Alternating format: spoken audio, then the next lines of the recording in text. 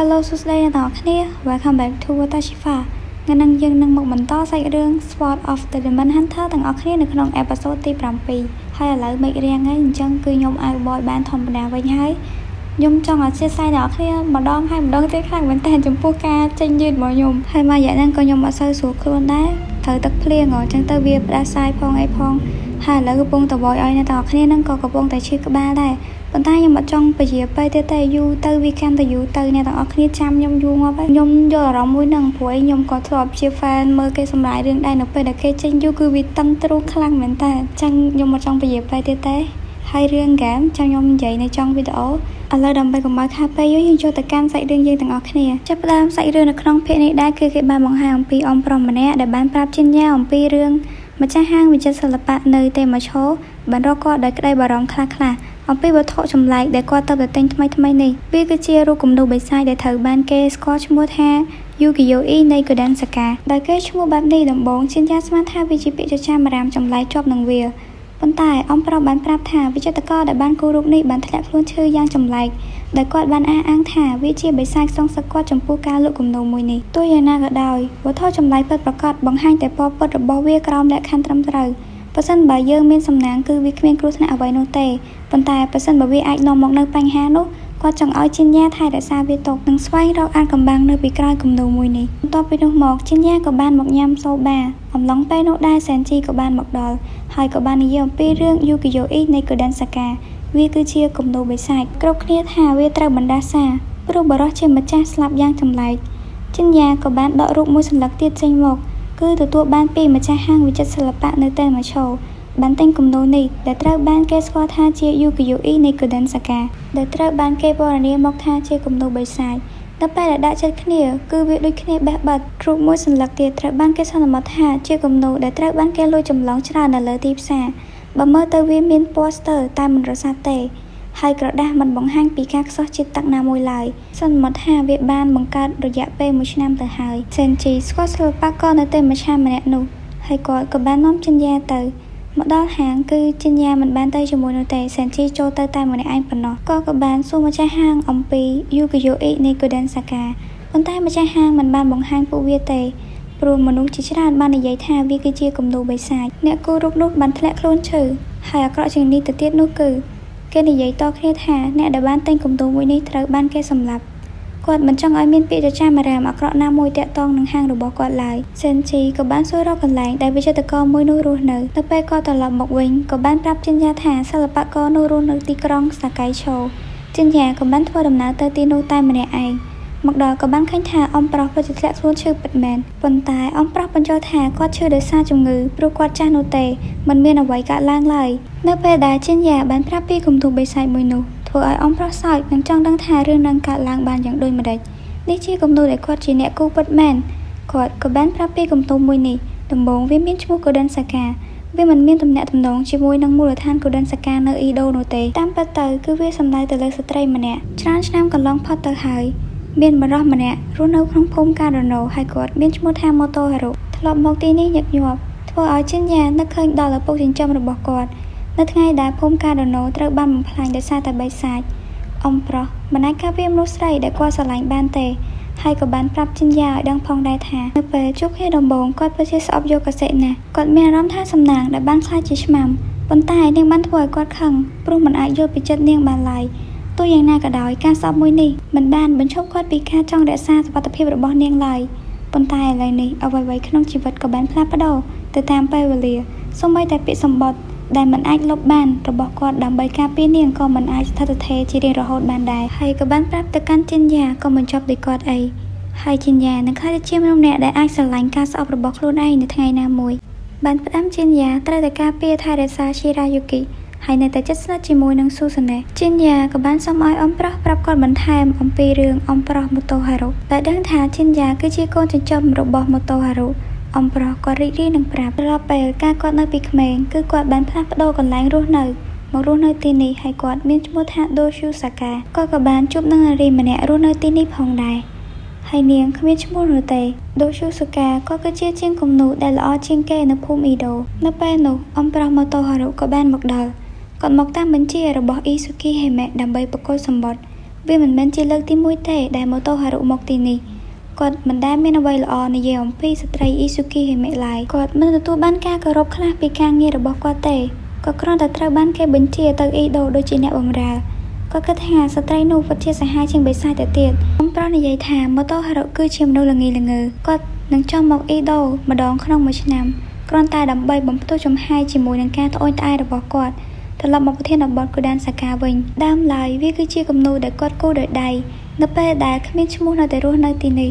ប៉ុន្តែច្រើនឆ្នាំក្រោយមកមនុស្សមកពីសេនជិនដូបានប្រាប់ថាពួកគេចាប់អារម្មណ៍លក់វាបំណែកដែលមាននៅលើទីផ្សារឥឡូវនេះគឺជាផ្ទាំងឈើឆ្លាក់ចេញពីគំនូរព្រាងថ្មី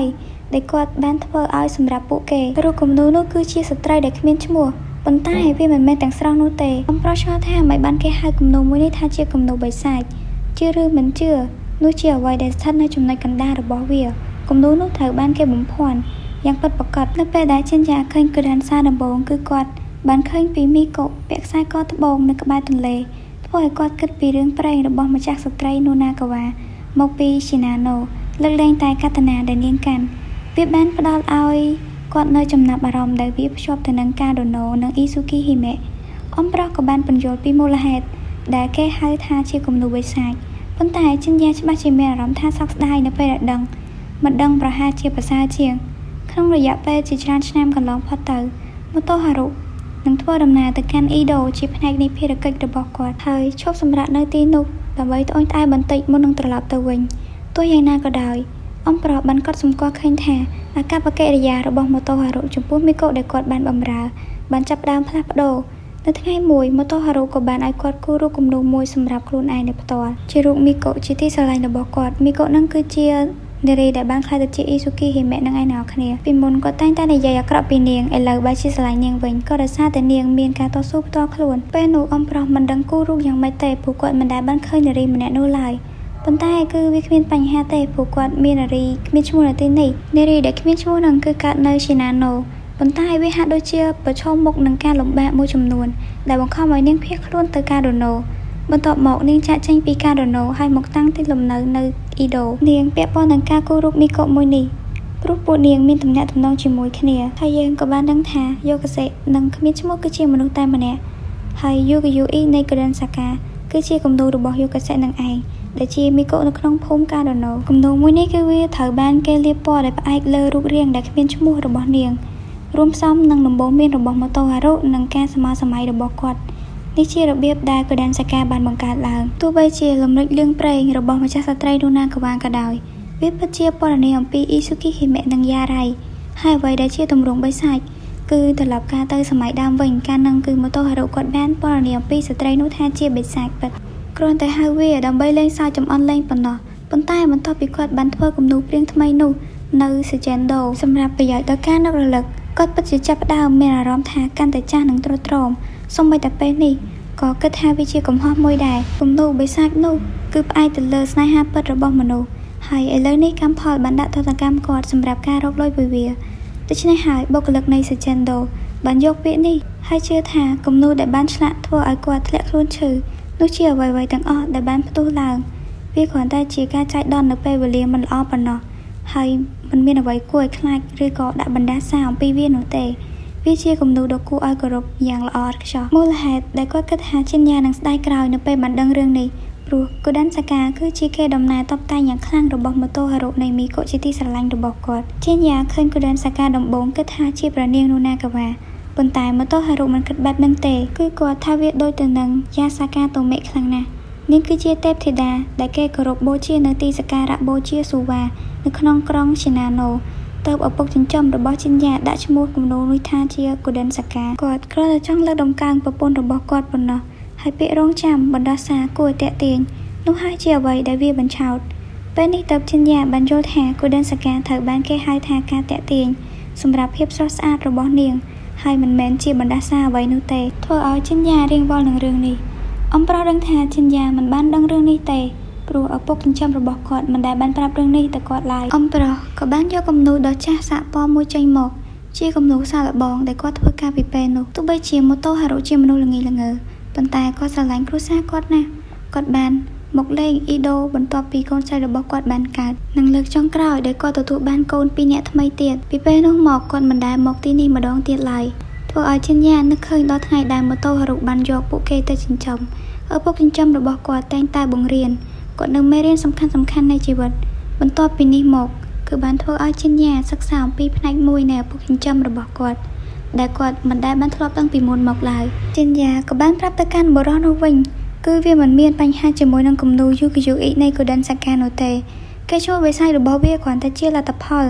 នៃសិល្បករសម្ដែងការសោកស្ដាយមួយចំនួនដែលគាត់មានគ្មានគ្រោះថ្នាក់អ្វីកើតឡើងពីវាមិនថារក្សាទុកឬក៏លក់ឡើយហើយការស្លាប់ដែលគេសន្និដ្ឋានបណ្ដាលមកពីភាពចៃដន្យដែលបានកើតឡើងប៉ុណ្ណោះវាជាការពិតដែលបុគ្គលម្នាក់ដែលជាម្ចាស់គំនូរបានស្លាប់ទៅ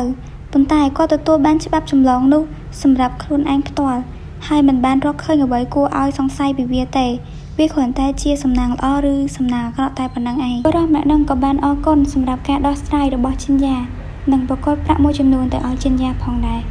ហ្នឹងហើយអ្នកគ្នាអេពីសូតទី7ក៏យើងបានឈានមកដល់ទីបញ្ចប់ហើយអេពីសូតមួយនេះគឺវាអត់មានអីល្អមើលទេវាគ្រាន់តែដោះស្រាយអាចកំបាំងដោះស្រាយចម្ងល់អីប៉ុណ្ណឹងឯងគឺអត់មានបិសាចអីនោះទេខ្ញុំមកចង់សម្រាយភាគហ្នឹងទេប៉ុន្តែគឺត្រូវតែសម្រាយ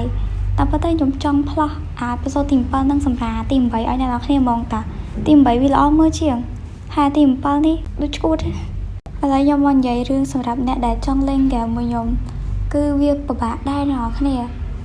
ខ្ញុំមិនមែនថាខ្ញុំចិត្តកំរិះខ្ញុំចិត្តកណ្ដាញ់អត់ចង់លេងមួយអ្នកនរគ្នាទេប៉ុន្តែខ្ញុំខ្លាចថាបើសិនជាខ្ញុំលេងមួយអ្នកនរគ្នាបើសិនជាខ្ញុំលេងនូបលេងអន់អ្នកនរគ្នាប្រហែលជារៀងតឹងចិត្តអីដែរថាអូមើលលេងកាក់លេងអីចឹងទៅអត់ចង់លេងជាមួយទេហើយបើសិនជាខ្ញុំលេងទៅអ្នកនរគ្នាលេងអត់ត្រូវចិត្តខ្ញុំបបោខ្ញុំស្ដីឲ្យអ្នកនរគ្នាទៅគឺខ្ញុំជាមនុស្ស toxic ខ្លាំងមែនតើចឹងទៅគឺខ្ញុំសម្រេចចិត្តថាមិនបាច់ទេអ្នកនរគ្នាបើសិនជាយើងមាននិស្ស័យគង់តែលេងជួបគ្នាទេហើយបើសម្រាប់អ្នកគេលេងប៉ះខ្ញុំអីគឺបធូរដៃឲ្យផងកុំដាក់ខ្លុបពេក Yeah okay bye see you next episode thank you guys